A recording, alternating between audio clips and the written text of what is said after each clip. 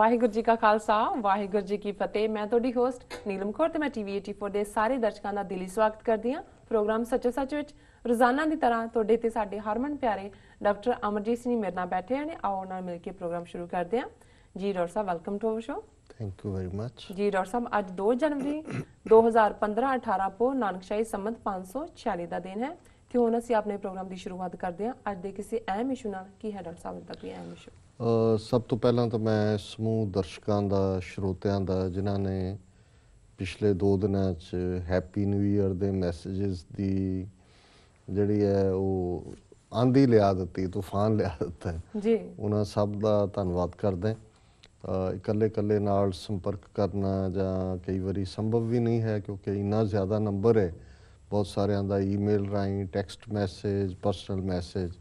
ਸੋ ਅਸੀਂ ਸਭ ਦਾ ਹੀ ਬਹੁਤ ਧੰਨਵਾਦ ਵੀ ਕਰਦੇ ਹਾਂ ਔਰ ਇਹ ਗੁਰੂ ਚਰਨਾਂ 'ਚ ਅਰਦਾਸ ਵੀ ਕਰਦੇ ਹਾਂ ਕਿ ਇਸ ਤਰ੍ਹਾਂ ਹੀ ਅਸੀਂ ਪੰਥਕ ਮੁੱਦਿਆਂ ਬਾਰੇ ਸੁਚੇਤ ਰਹੀਏ। ਕੌਮੀ ਹੋਣੀ ਸਿਰਜਣ ਦੇ ਲਈ ਜਿਸ ਕਿਸਮ ਦਾ ਅਸੀਂ ਇੱਕ ਪਰਿਵਾਰਕ ਮਾਹੌਲ ਮਹਿਸੂਸ ਕਰਦੇ ਹਾਂ, ਵਿਸ਼ਾਲ ਖਾਲਸਾ ਪੰਥ ਦਾ ਪਰਿਵਾਰ, ਇਸੇ ਤਰ੍ਹਾਂ ਹੀ ਇਹ ਸਾਂਝ ਜਿਹੜੀ ਹੈ ਇਹ ਪੁਖਤਾ ਹੋਏ ਔਰ ਅਸੀਂ 2015 ਸਾਲ ਦੇ ਵਿੱਚ ਆਪਣੇ ਨਿਸ਼ਾਨੇ ਵੱਲ ਹੋਰ ਵੀ ਮਜ਼ਬੂਤੀ ਨਾਲ ਪੇਸ਼ਕਦਮੀ ਕਰੀਏ। ਇਸ ਕਿਸਮ ਦੇ ਮੌਕੇ ਹੌਸਲੇ ਵਾਲੇ ਵੀ ਹੁੰਦੇ ਨੇ ਔਰ ਖ਼ਾਸ ਤੌਰ 'ਤੇ ਇਹ ਵੀ ਮਹਿਸੂਸ ਹੁੰਦਾ ਹੈ ਵੀ ਕੌਮੀ ਪੀੜ ਕਿਸ ਹੱਦ ਤੱਕ ਇੱਥੋਂ ਦੇ ਜਿਹੜੇ ਜੰਮੇ ਪੜੇ ਬੱਚੇ ਨੇ, ਯੰਗਰ ਜਨਰੇਸ਼ਨ ਹੈ, ਬਹੁਤ ਸਾਰੇ ਟੈਕਸ ਉਹਨਾਂ ਦੇ ਨੇ, ਉਹ ਮਹਿਸੂਸ ਕਰਦੇ ਨੇ। ਔਰ ਮੈਂ ਖ਼ਾਸ ਤੌਰ 'ਤੇ ਪਰਸਨਲੀ ਵੀ, ਜਿਵੇਂ ਨਿਊ ਈਅਰ ਈਵ ਦੇ ਉੱਤੇ ਰਿਚਮੰਡ ਹਿੱਲ ਕਲਚਰਲ ਸੁਸਾਇਟੀ ਸਾਨੂੰ ਲਗਭਗ ਅੱਧਾ ਘੰਟਾ ਸੰਗਤ ਨੂੰ ਸੰਬੋਧਨ ਕਰਨ ਦਾ ਮੌਕਾ ਮਿਲਿਆ ਸੀ ਔਰ ਉਸ ਤੋਂ ਬਾਅਦ ਲੰਗਰ ਹਾਲ ਤੱਕ ਜਾਂਦਿਆਂ ਤੱਕ ਜਿੰਨਿਆਂ ਕੁ ਨੇ ਆ ਕੇ ਜਿਹੜਾ ਉਹ ਵੈਲਕਮ ਕੀਤਾ ਔਰ ਮੈਂ ਉਹਨਾਂ ਨੇ ਸਭ ਨੇ, ਉਹਨਾਂ 'ਚੋਂ ਬਹੁਤ ਸਾਰੇ ਜਿਹੜੇ ਨੇ ਉਹ ਟੀਵੀ 84 ਰਾਹੀਂ ਜੁੜੇ ਨੇ। ਸੋ ਸਾਨੂੰ ਖੁਸ਼ੀ ਹੈ ਕਿ ਘੱਟੋ ਘੱਟ ਸਾਡਾ ਇਹ ਐਫਰਟ ਜਿਹੜਾ ਸਭ ਦੇ ਸਹਿਯੋਗ ਨਾਲ ਪਿਛਲੇ 2 ਸਾਲ ਤੋਂ ਅਸੀਂ ਆਰੰਭਿਆ, ਉਸ ਦੇ ਜਿਹੜੇ ਨਤੀਜੇ ਨੇ ਉਹ ਸਾਹਮਣੇ ਨਜ਼ਰ ਆ ਰਹੇ ਨੇ ਔਰ ਅਸੀਂ ਗੁਰੂ ਦੇ ਅੱਗੇ ਇਹ ਅਰਜ਼ੋਈ ਵੀ ਕਰਦੇ ਹਾਂ ਕਿ ਸਾਨੂੰ ਇਸੇ ਤਰ੍ਹਾਂ ਹੀ ਸਾਬਤ ਕਦਮਾਂ ਨਾਲ ਆਪਣੀ ਮੰਜ਼ਿਲ ਵੱਲ ਵਧਣ ਦੀ ਸਤਿਗੁਰੂ ਹਿੰਮਤ ਦੇਣ। ਜੀ, ਨਵੇਂ ਸਾਲ ਦੇ ਮੈਸੇਜ ਦੇ ਮੌਕੇ ਜਦੋਂ ਅਸੀਂ ਪਿਛਲੇ ਕੱਲ੍ਹ ਵੀ ਇਹ ਜ਼ਿਕਰ ਕਰ ਰਹੇ ਸੀ ਤੇ ਇੱਕ ਨਜ਼ਮ ਜਿਹੜੀ ਕਿ ਬਾਬਾ ਗੁਰਬਚਨ ਸਿੰਘ ਮਾਨੋਚਾਲ, ਜਿਹੜੇ 26 ਜਨਵਰੀ 1986 ਨੂੰ ਜਦੋਂ ਪੰਥਕ ਕਮੇਟੀ ਹੋਂਦ ਵਿੱਚ ਆਈ, ਸਰਬੱਤ ਖਾਲਸਾ ਹੋਇਆ ਅਕਾਲ ਤਖਤ ਸਾਹਿਬ 'ਤੇ ਔਰ ਉਸ ਸਰਬੱਤ ਖਾਲਸਾ ਨੇ 5 ਮੈਂਬਰੀ ਪੰਥਕ ਕਮੇਟੀ ਬਣਾਈ ਕਿ ਉਹ ਪੰਥ ਨੂੰ ਹੁਣ ਲੀਡ ਕਰੇਗੀ ਪੋਲੀਟੀਕਲ ਅਰੀਨਾ ਦੇ ਵਿੱਚ, ਸਿਆਸੀ ਜਿਹੜਾ ਹੈ ਉਹ ਸਿਚੁਏਸ਼ਨ ਦੇ ਵਿੱਚ। ਜੀ, ਸੋ ਉਸ ਪੰਥਕ ਕਮੇਟੀ ਨੇ ਜਿਹੜਾ 29 ਅਪ੍ਰੈਲ 1986 ਨੂੰ ਖਾਲਿਸਤਾਨ ਦਾ ਐਲਾਨਨਾਮਾ ਕੀਤਾ ਔਰ ਬਾਬਾ ਗੁਰਬਚਨ ਸਿੰਘ ਮਾਨੋਚਾਲ ਸਾਡੇ ਸੰਘਰਸ਼ ਦੀ ਉਹ ਸ਼ਖਸੀਅਤ ਨੇ ਜਿਹੜੇ ਕਿ ਜਦੋਂ 13 ਅਪ੍ਰੈਲ 1978 ਨੂੰ ਸਿੰਘਾਂ ਨੇ ਜਾ ਕੇ ਨਰਕਧਾਰੀਆਂ ਵੱਲੋਂ ਜੋ ਕੂੜ ਪ੍ਰਚਾਰ ਕੀਤਾ ਜਾ ਰਿਹਾ ਸੀ, ਸ੍ਰੀ ਅੰਮ੍ਰਿਤਸਰ ਸ਼ਹਿਰ 'ਚੋਂ ਆਪਣਾ ਜਲੂਸ ਕੱਢ ਕੇ ਸਿੱਖ ਧਰਮ ਦੇ ਖਿਲਾਫ ਜਿਹੜਾ ਇਹਨੇ ਗੱਲਾਂ ਕਰ ਰਹੇ ਸੀ ਤਾਂ ਜਿਹੜਾ ਸਿੱਖਾਂ ਦਾ ਜਥਾ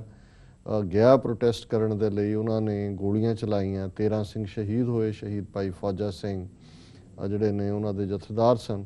ਸੋ ਉਸ ਵੇਲੇ ਵੀ ਬਾਬਾ ਗੁਰਬਚਨ ਸਿੰਘ ਮਾਨੋਚਾਲ ਗਏ ਸਨ ਪ੍ਰੋਟੈਸਟ ਦੇ ਲਈ, ਉਹਨਾਂ ਦੀ ਲੱਤ ਵਿੱਚ ਗੋਲੀ ਲੱਗੀ ਸੀ। ਜੀ, ਸੋ ਇੱਕ ਹਵਾਲੇ ਨਾਲ ਉਹਨਾਂ ਦੀ ਫੌਜ ਦੀ ਬੈਕਗਰਾਊਂਡ ਸੀ, ਫੌਜ 'ਚ ਨੌਕਰੀ ਕੀਤੀ ਹੋਈ ਸੀ ਉਹਨਾਂ ਨੇ। 1978 ਤੋਂ 1993 ਤੱਕ ਜਦੋਂ ਕਿ ਉਹਨਾਂ ਨੇ ਸ਼ਹੀਦੀ ਜਾਮ ਪੀਤਾ, ਉਹ ਫਿਰ ਸੰਘਰਸ਼ ਦੇ ਵਿੱਚ 15 ਸਾਲ ਪੂਰੀ ਤਰ੍ਹਾਂ ਐਕਟਿਵ ਰਹੇ, ਜੂਝੇ। ਖਾਲਿਸਤਾਨ ਦਾ ਐਲਾਨਨਾਮਾ ਵੀ ਉਹਨਾਂ ਨੇ ਕੀਤਾ ਔਰ ਇਸ ਤੋਂ ਬਾਅਦ ਸੰਘਰਸ਼ ਨੂੰ ਪੂਰੀ ਤਰ੍ਹਾਂ ਲੀਡ ਕੀਤਾ। ਸੋ ਅਸੀਂ ਬਹੁਤ ਵਾਰ ਜਦੋਂ ਕਿਸੇ ਨੂੰ ਖਾੜਕੂ ਜਾਂ ਜੁਝਾਰੂ ਰੂਪ ਦੇ ਵਿੱਚ ਦੇਖਦੇ ਹਾਂ ਤਾਂ ਅਸੀਂ ਸਮਝਦੇ ਹਾਂ ਵੀ ਉਹ ਜਿਹੜੇ ਨੇ ਬਹੁਤ ਜਿਹੜੇ ਨੇ ਸਖਤ ਦਿਲ ਹੋਣਗੇ, ਜਿਹੜੇ ਆਪਣੇ ਘਰਾਂ 'ਚੋਂ ਨਿਕਲ ਗਏ, ਉਹਨਾਂ ਦਾ ਕਿਹੋ ਜਿਹਾ ਹੋਏਗਾ ਜਿਨ੍ਹਾਂ ਦੇ ਹੱਥ ਦੇ ਵਿੱਚ ਹਮੇਸ਼ਾ ਗਨ ਹੈ, ਉਹ ਗਨ ਨਾਲ ਖੇਡਦੇ ਨੇ, ਜਾਂ ਉਹਨਾਂ ਦੀ ਮੌਤ ਕਦੋਂ ਆ ਜਾਣੀ ਹੈ ਜਾਂ ਉਹਨਾਂ ਨੇ ਕਿਸ ਦੋਸ਼ੀ ਨੂੰ ਕਦੋਂ ਮਾਰਨਾ ਹੈ। ਜੀ, ਲੇਕਿਨ ਅਸੀਂ ਉਦੋਂ ਇਹ ਭੁੱਲ ਜਾਂਦੇ ਹਾਂ ਕਿ ਉਹਨਾਂ ਦੇ ਅੰਦਰ ਵੀ ਉਸ ਕਿਸਮ ਦੇ ਹੀ ਇਨਸਾਨੀ ਜਜ਼ਬੇ, ਪਰਿਵਾਰਕ ਮਾਹੌਲ 'ਚੋਂ ਨਿਕਲੇ ਹੋਏ ਔਰ ਆਪਣੇ ਆਲੇ ਦੁਆਲੇ ਦੇ ਨਾਲ ਪੂਰੇ ਜਿਹੜੇ ਨੇ ਚੇਤੰਨ ਹੋ ਕੇ ਕੁਛ ਕਰਨ ਦੀ ਭਾਵਨਾ ਲਈ ਉਹ ਬਾਹਰ ਨਿਕਲੇ।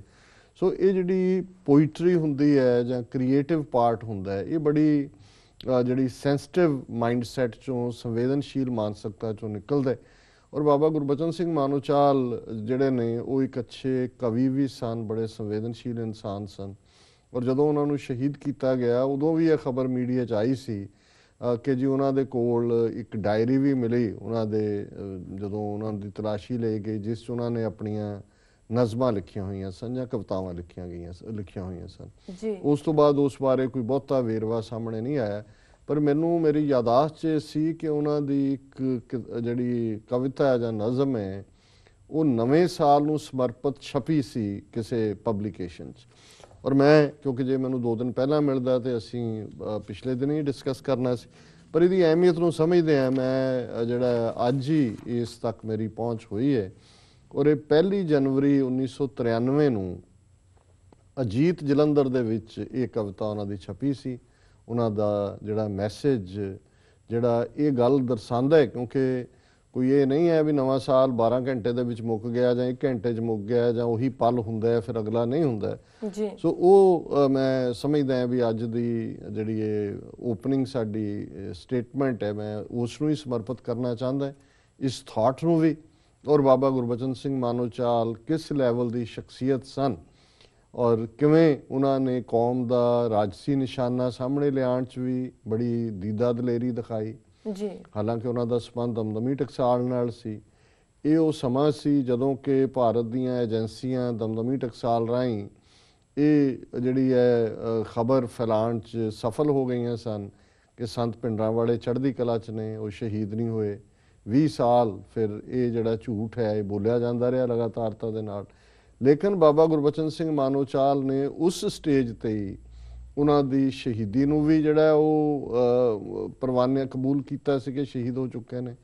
ਔਰ ਇਸ ਲਈ ਕਿਉਂਕਿ ਜਿਹੜੇ ਇਹ ਫੈਲਾ ਰਹੇ ਸਨ ਉਹ ਕੋਈ ਰਾਜਸੀ ਨਿਸ਼ਾਨਾ ਨਹੀਂ ਸਨ ਮਿੱਥਣ ਦੇਣਾ ਚਾਹੁੰਦੇ ਕਿ ਜੀ ਸੰਤ ਪਿੰਡਾਂ ਵਾਲੇ ਆਉਣਗੇ ਤੇ ਫਿਰ ਰਾਜਸੀ ਨਿਸ਼ਾਨਾ ਮਿੱਥਿਆ ਜਾਏਗਾ, ਪਰ ਉਹਨਾਂ ਨੇ ਬੜੀ ਮਜ਼ਬੂਤੀ ਦੇ ਨਾਲ ਜਿਹੜਾ ਖਾਲਿਸਤਾਨ ਦਾ ਨਿਸ਼ਾਨਾ, ਖਾਲਿਸਤਾਨ ਦੇ ਐਲਾਨਨਾਮੇ ਨਾਲ ਮਿੱਥਿਆ।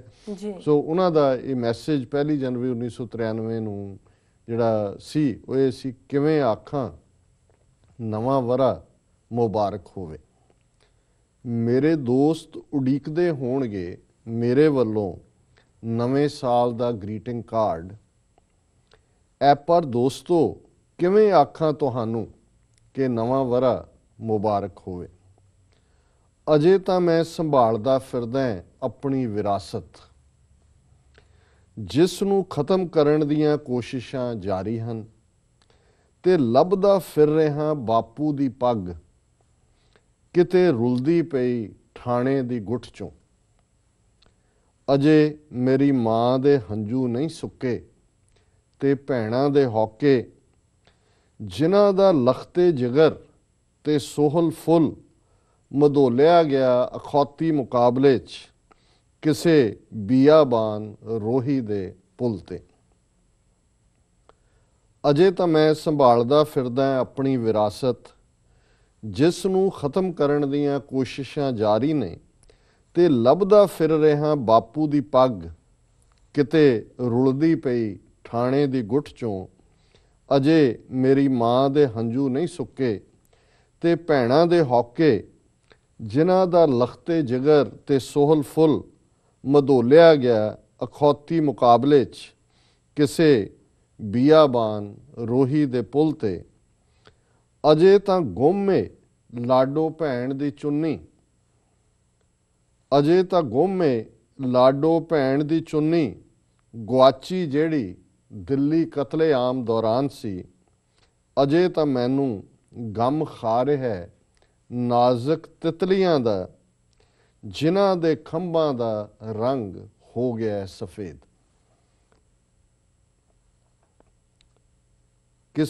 ਅਜੇ ਤਾਂ ਗੁੰਮ ਏ ਲਾਡੋ ਭੈਣ ਦੀ ਚੁੰਨੀ, ਗੁਆਚੀ ਜਿਹੜੀ ਦਿੱਲੀ ਕਤਲੇਆਮ ਦੌਰਾਨ ਸੀ। ਅਜੇ ਤਾਂ ਮੈਨੂੰ ਗਮ ਖਾ ਰਿਹਾ ਨਾਜ਼ੁਕ ਤਿਤਲੀਆਂ ਦਾ, ਜਿਨ੍ਹਾਂ ਦੇ ਖੰਭਾਂ ਦਾ ਰੰਗ ਹੋ ਗਿਆ ਸਫੇਦ। ਅਜੇ ਤਾਂ ਮੈਨੂੰ ਚਿੰਤਾ ਹੈ ਕਿ ਸਮੇਂ ਦੀ ਗਰਦਸ਼ 'ਚ ਮੇਰੀ ਪਹਿਚਾਨ ਹੀ ਨਾ ਗੁੰਮ ਜਾਵੇ ਕਿਤੇ।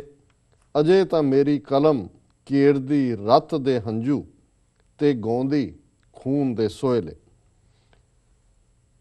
ਅਜੇ ਤਾਂ ਮੈਨੂੰ ਚਿੰਤਾ ਹੈ ਕਿ ਸਮੇਂ ਦੀ ਗਰਦਸ਼ 'ਚ ਮੇਰੀ ਪਹਿਚਾਨ ਹੀ ਨਾ ਗੁੰਮ ਜਾਵੇ ਕਿਤੇ।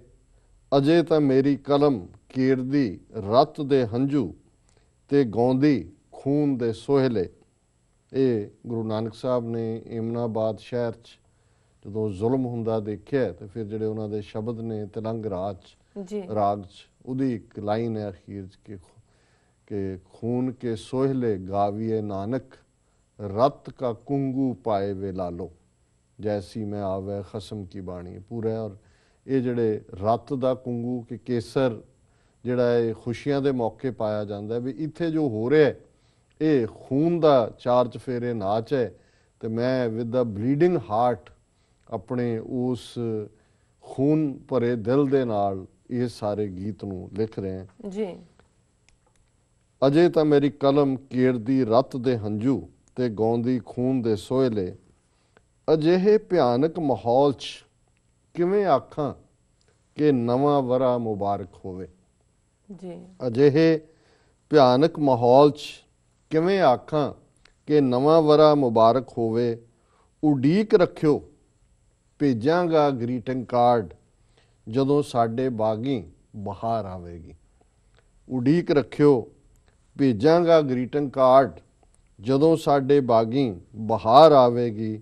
ਮੇਰੇ ਦੋਸਤ ਉਡੀਕਦੇ ਹੋਣਗੇ ਮੇਰੇ ਵੱਲੋਂ ਨਵੇਂ ਸਾਲ ਦਾ ਗ੍ਰੀਟਿੰਗ ਕਾਰਡ। ਐ ਪਰ ਦੋਸਤੋ ਕਿਵੇਂ ਆਖਾਂ ਤੁਹਾਨੂੰ ਕਿ ਨਵਾਂ ਵਰਾ ਮੁਬਾਰਕ ਹੋਵੇ। ਸੋ ਇਹ ਸੈਗਮੈਂਟ ਅਸੀਂ ਬਾਬਾ ਗੁਰਬਚਨ ਸਿੰਘ ਮਾਨੋਚਾਲ ਦੀ ਯਾਦ ਨੂੰ ਹੀ ਸਮਰਪਿਤ ਕਰਦੇ ਹਾਂ। ਜੀ ਡਾਕਟਰ ਸਾਹਿਬ, ਇਸ ਨਾਲ ਨੇ ਬ੍ਰੇਕ। ਵੀਅਰਸ ਤੁਸੀਂ ਕਿਤੇ ਨਹੀਂ ਜਾਣਾ, ਮਿਲਦੇ ਹਾਂ ਛੋਟੇ ਵਕਫੇ ਤੋਂ ਬਾਅਦ।